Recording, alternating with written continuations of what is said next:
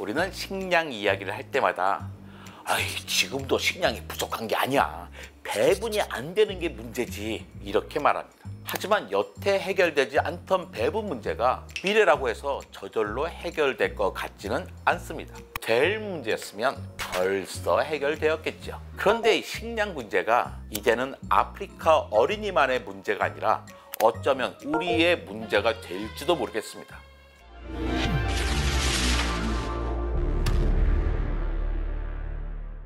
우리나라 식량 자급도는 42% 정도에 불과합니다. 가축 사료까지 계산하면 25%밖에 안 되죠. 기후변화로 인해 전 세계 식량 수급에 문제가 생긴다면 우리는 직격탄을 맞을 수밖에 없습니다.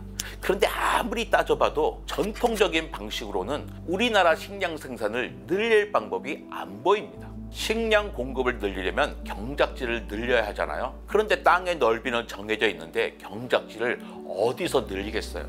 숲을 경작지로 만드는 수밖에 없습니다. 숲이 줄어들면 기후위기가 심화됩니다. 기후위기가 심화되면 다시 식량 생산성이 떨어져요. 소득 증가와 함께 전 세계 육류 소비량이 급격하게 늘고 있습니다.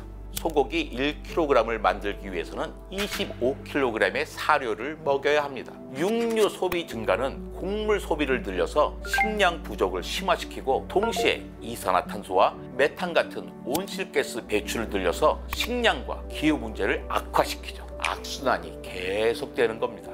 어떻게 하면 이런 악순환을 끊고 지속 가능하면서도 영양이 풍부한 식량을 확보할 수 있을까요? 카이스트 이상엽 교수는 그 답을 미생물에서 찾자고 합니다. 미생물에는 많은 장점이 있다고 합니다. 식물과 동물 식량은 키워서 먹는 데까지 몇 개월에서 몇 년이 걸립니다. 또 물과 토지도 엄청나게 많이 필요하죠. 이에 비해 미생물은 가축보다 물과 땅을 적게 사용하면서 매우 빠르게 성장합니다. 20분에서 30분마다 2배씩 증가해요. 건조 무게를 기준으로 따져보면 40에서 65%의 단백질을 함유하고 있으며 각종 비타민, 항산화 물질, 그리고 생리활성 물질도 풍부합니다. 육류와 비교해도 영양학적으로 손색이 없는 거죠. 더군다나 배양, 획득, 소비 과정에서 윤리적인 문제도 발생하지 않습니다. 심지어 이산화탄소를 먹이로 삼는 미생물도 있으니 기후 환경에도 도움이 되겠죠. 미생물 식량은 아주 낯선 미래 식량이 아닙니다. 미생물 식품은 이미 우리 생활 깊숙이 자리 잡고 있잖아요. 청국장, 김치, 막걸리, 빵, 요구르트, 치즈, 각종 발효식품은 우리가 오랜 기간 즐겨온 미생물 식품입니다.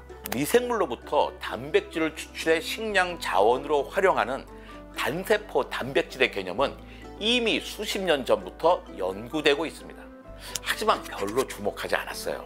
이런 기술이 있는 나라는 식량 공급에 전혀 문제가 없었고 식량 공급에 문제가 있는 나라는 이런 기술이 없었기 때문이죠. 하지만 급격한 인구 증가와 기후 변화에 맞닥뜨리자 입장이 달라졌습니다. 미국의 키버디사, 핀란드의 솔라푸드사 같은 기업에서 단세포 단백질의 제품화를 추진하고 있습니다. 가장 유망한 미생물 식품의 형태는 미생물의 바이오매스나 배양액 그 자체를 섭취하는 겁니다. 그게 지금 가능할까요? 혹시 미래의 일은 아닐까요? 아닙니다.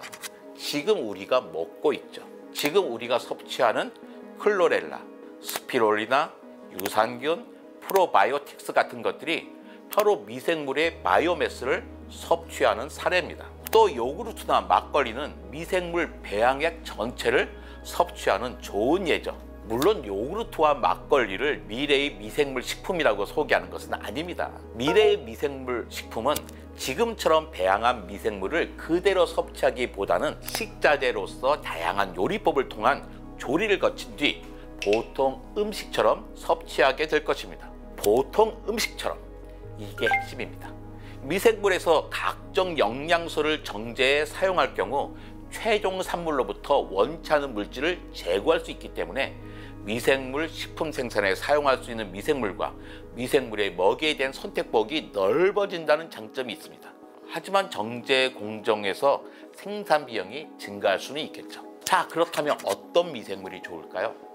유산균, 고초균, 효모, 누룩곰팡이처럼 오랜 세월 식품 발효에 활용해온 안전하고 영양가 높은 미생물들은 훌륭한 식량 미생물 후보입니다.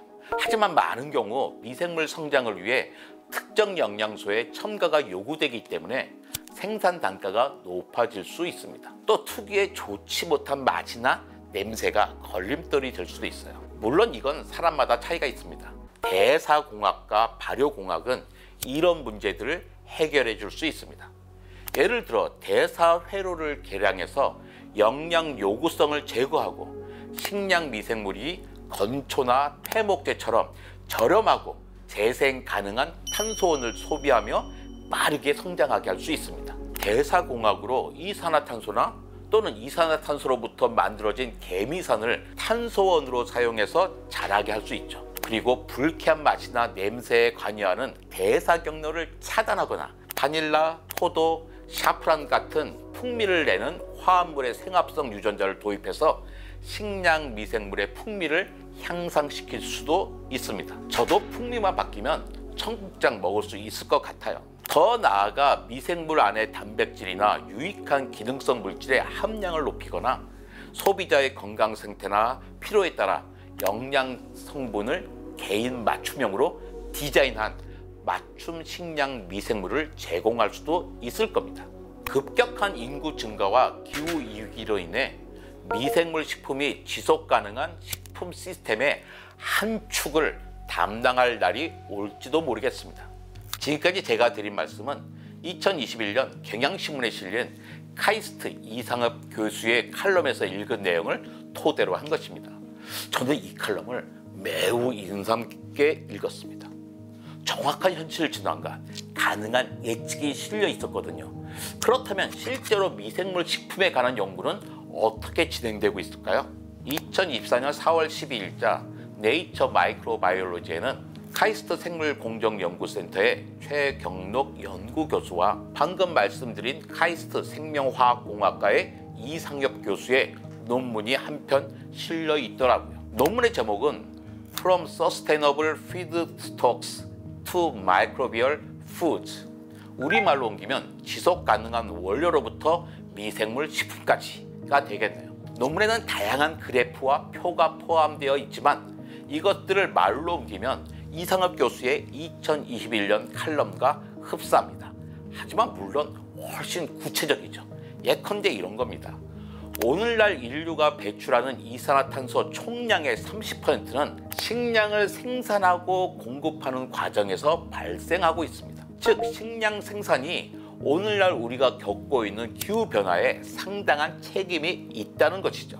산업혁명뿐만 아니라 농사혁명이 기후변화를 일으키고 있다는 겁니다. 두 논문 저자는 이런 난관을 극복하는 열쇠로 지속 가능하고 영양가 높은 미생물 식품을 제시하고 있습니다. 미생물 바이오매스는 건조 질량 단위당 단백질 함량이 육류와 비슷할 정도로 많고 이산화탄소 배출량이 가장 적기 때문에 각종 가축, 어류, 폐류, 작물에 비해 단위 식량 생산에 필요한 에너지가 가장 적게 듭니다. 또 물과 공간도 적게 필요하기 때문에 친환경적이고 지속 가능하며 영양가가 높은 식량 자원이라는 것을 데이터를 이용하여 설명합니다. 최경록 교수와 이상엽 교수가 특히 강조하는 미생물 식량은 미생물 배양을 통해 얻은 바이오매스나 배양액에서 분리하고 정제한 다양한 식품 화합물입니다. 우리 주변에 찾을 수 있는 예로는 글루타민산, 나트륨을 포함한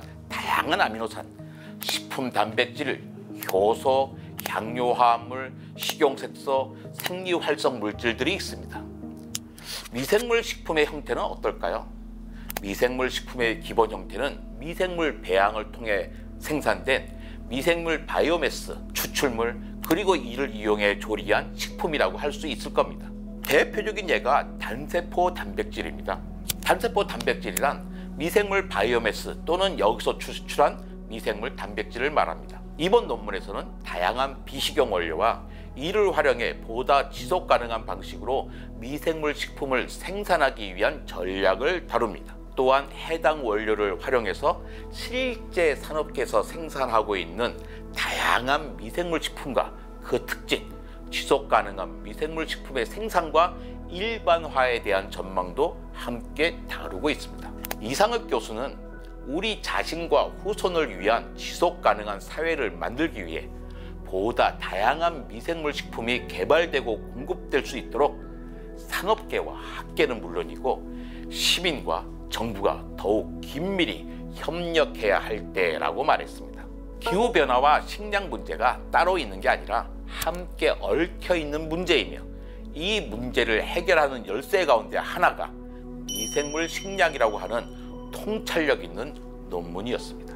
가끔 이런 통찰력 있는 논문을 읽으면 기분이 좋아집니다. 기후변화와 식량 문제, 쉽지 않지만 우리가 해결할 수 있을 것 같지 않습니까? 과학과 기술이 발전하면서 지구에는 많은 문제가 발생했습니다. 그렇다고 우리가 과학과 기술을 배척하면서 살 수는 없잖아요. 과학과 기술 덕분에 80억이나 되는 이 많은 사람들이 건강하고 풍요롭고 장수하고 있습니다.